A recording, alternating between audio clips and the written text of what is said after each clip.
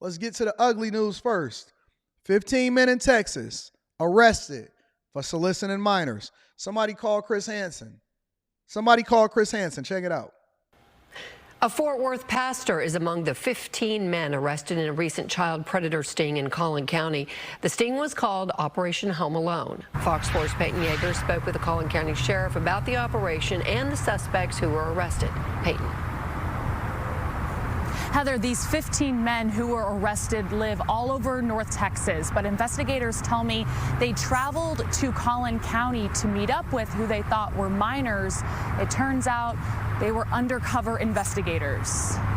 These 15 mugshots represent the 15 men. Look like we got a whole diversity, equity, and inclusion thing going on right here. I see white, I see old, I see young, I see Asian. Is that a black man over there?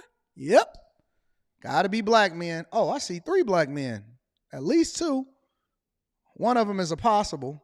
I see brown, white, glasses, no glasses, crazies, possible killers, skinny, fat. This is a whole diversity, equity, and inclusion thing right here, y'all. Check it out. Let's look at them. Look at their names. Gregory Joseph Lee. Got to be a Lee in there. Shout out to Lee. Lee Morning. Benjamin. Gerald. Shout out to Gerald. Kenneth. Look at Kenneth. Kenneth, no, his parents is going to be disappointed when they find out that he got these charges. Brent. You know, it's a Jason Myers.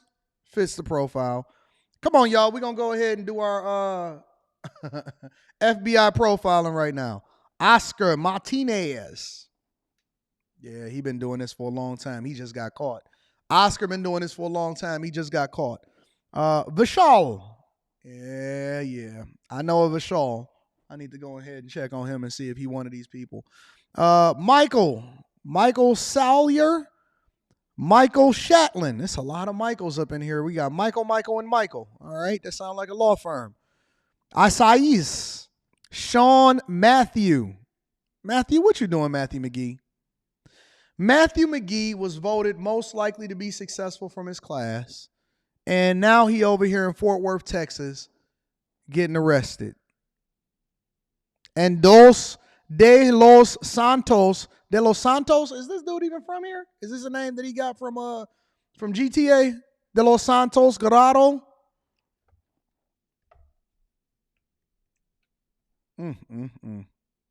Probably met one of these dudes inside of the grocery store. Recently arrested in a sting operation targeting child predators online, according to an announcement by the Collin County Sheriff's Office on Wednesday. Operation Home Alone was a 3-day undercover operation conducted by Collin County deputies, Plano Police, Dallas Police, and Texas DPS. Investigators within the Child Exploitation Unit went undercover online. Collin County Sheriff Jim Skinner says the men traveled to Collin County to meet up at undisclosed locations to have sex with minors.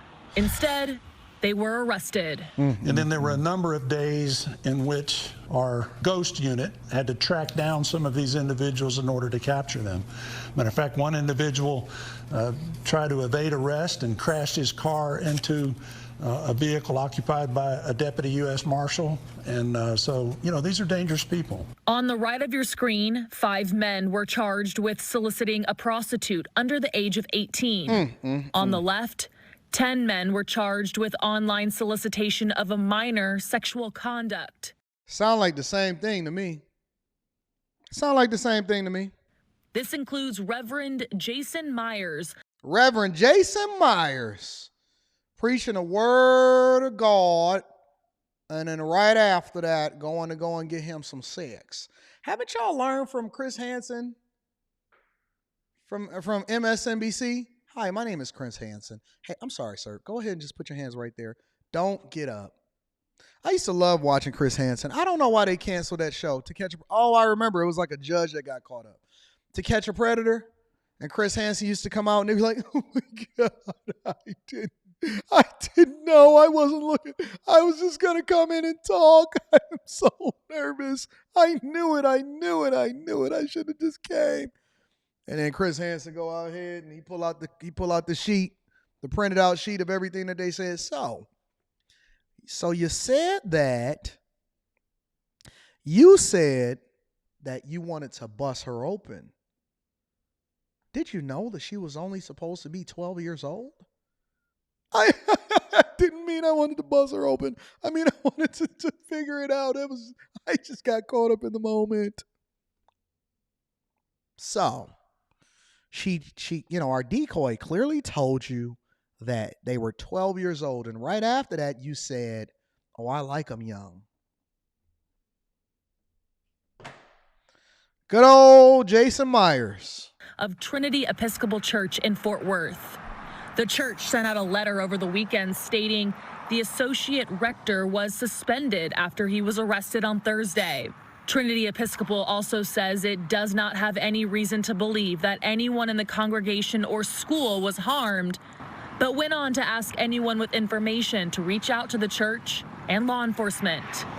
According to online records, Myers bonded out and is bound to an ankle monitor. This should serve as a reminder to parents the dangers of online communications. Cell phones, gaming devices, and computers, that's the hunting ground. Sheriff Skinner says the operation is ongoing. Ain't nothing like a good sheriff with a cowboy hat on, just like the olden days. A good old beer belly, that means that he getting fed at home. He got a good wife to make sure that he keep him going. And a good mustache. That's a sign of a good sheriff. That's a sign of a good sheriff, ladies and gentlemen. The sheriff assures investigators are constantly looking online for people who prey on children. Please understand and know what your children are doing with these electronic devices. It's extraordinarily dangerous. You got to be a sick person, and I've never understood the desire for it. I never could get it. It never made sense to me. I just couldn't understand for the life of me why dudes would risk every single thing that they got to go out there and try to get with an underage person that's somebody else's daughter or son. Yeah, they go for the sons too. Wild, bro. Now they got to go register, put their names on a list in every single county or community that they go in. Next thing you know, somebody going to be walking past your house looking all weird because they know that you got to register and they know that you got to be there. You got to register for the sex offenders list. And that's that. That's unfortunate. It's very much unfortunate. But got to give it to you straight. Got to give it to you straight.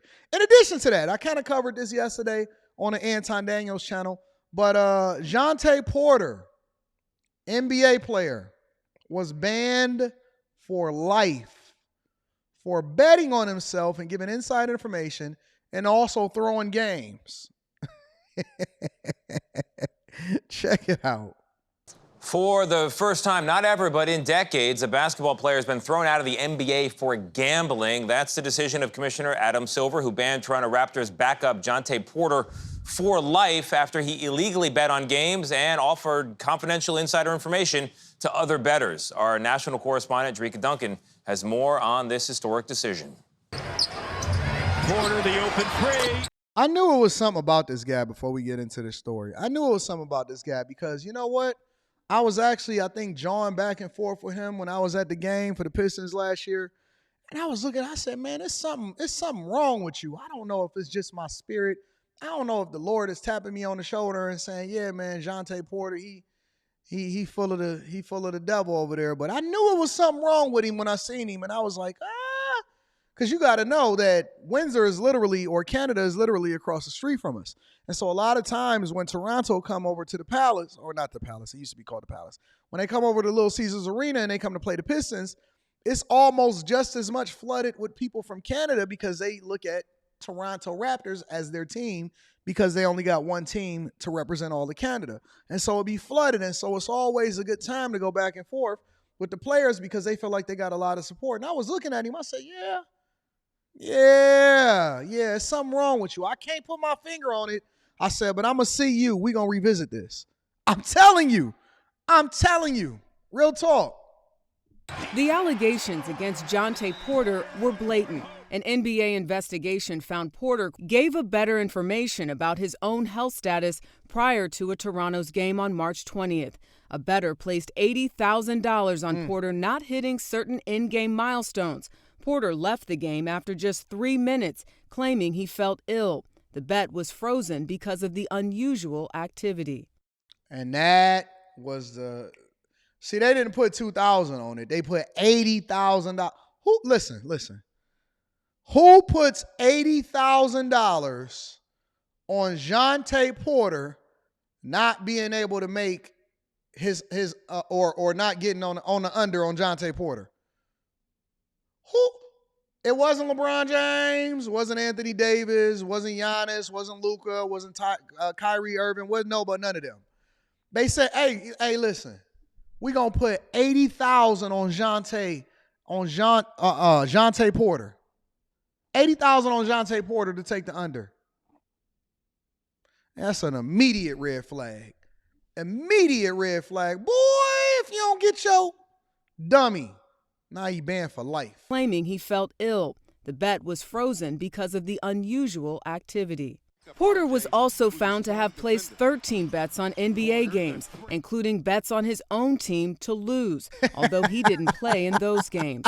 The league's collective bargaining agreement forbids any player who directly or indirectly wagers money or anything of value on any game or event. Yesterday, Commissioner Adam Silver took the rare step of banning Porter from the league for life, writing, "There is nothing more important than protecting the integrity of NBA competition for our fans, our teams, and everyone associated with our sport."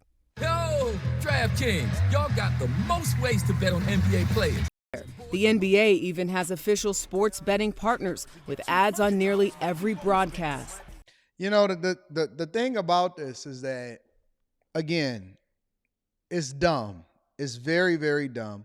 But the league, although they're making money, they got to protect the integrity of the sport, because if people don't believe that it's real and that anybody could win, it erodes the trust in the sport, and then it completely removes the reason for you to actually root for it or go for it. And so the NBA is going to protect their bag. Now, he just so happened to be the dummy that showed up because he's already a fringe player. He's made over $2.7 million. And so now he get banned for life. Now, here's the other caveat to it. It's a couple different things that we want to mine out from this. Number one, he got a brother in the NBA too. Shout out to Michael Porter Jr.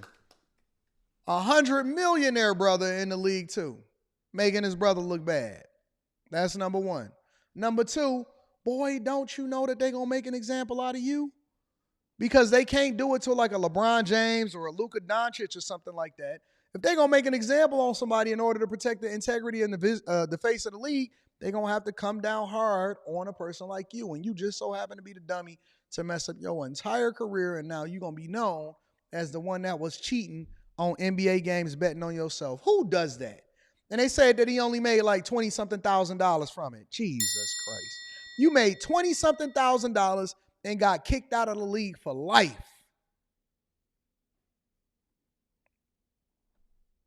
Fool. A fool. Anyways, last but not least on Quick Hits, Canada. The police arrest the suspects in what is quite possibly the largest gold heist in Canada's history. Check it out. It's being called the biggest gold heist in Canadian history. Authorities there and in the U.S. said Wednesday 6 people were arrested and 3 more are still being sought after $16 million worth of gold and currency were stolen from cargo arriving from overseas. Our investigation involves a stolen quantity of gold and foreign currency that were ordered from a refinery in Zurich, Switzerland. The gold and currency were transported in the hull of an Air Canada flight in an approved airline container destined for Toronto. This flight arrived at Toronto's Pearson International Airport on April 17th, 2023 at 3:56 p.m. Shortly after, the gold and currency were offloaded from the aircraft and brought into Air Canada cargo facility. At 6:32 p.m., the suspect arrived at Air Canada Cargo driving a 5-ton truck. The suspect reversed his vehicle to the loading dock and exited the truck. The suspect was carrying a fraudulent airway bill as he approached the warehouse. Regional police in Ontario named 9 suspects and say they face 19 charges. At least 2 were Air Canada employees. 5 suspects were arrested in the country and released on bail, while 1 suspect was arrested in Pennsylvania with firearms and remains in U.S. custody. Police have issued Canada-wide warrants for the other 3. Air Canada suspended 1 employee charged in the theft, while another had already left the airline before the charges were announced. An inside job. The authorities found more than 2 pounds of gold and approximately $315,000 worth of Canadian currency. They also found more than 60 firearms believed to have been bought with the stolen money. Following the heist, a Miami-based transport and security services provider Brinks sued Air Canada in October, alleging negligence and carelessness. Brinks had been hired by Swiss bank Raiffeisen Schweiz and precious metals refining company Valcambi to move the valuables from Zurich to Toronto. So, looks like they got most of the people. 3 more is on the way. Don't nobody know where all of the money is. But again, they saying that this is the largest heist of gold in Canada's history.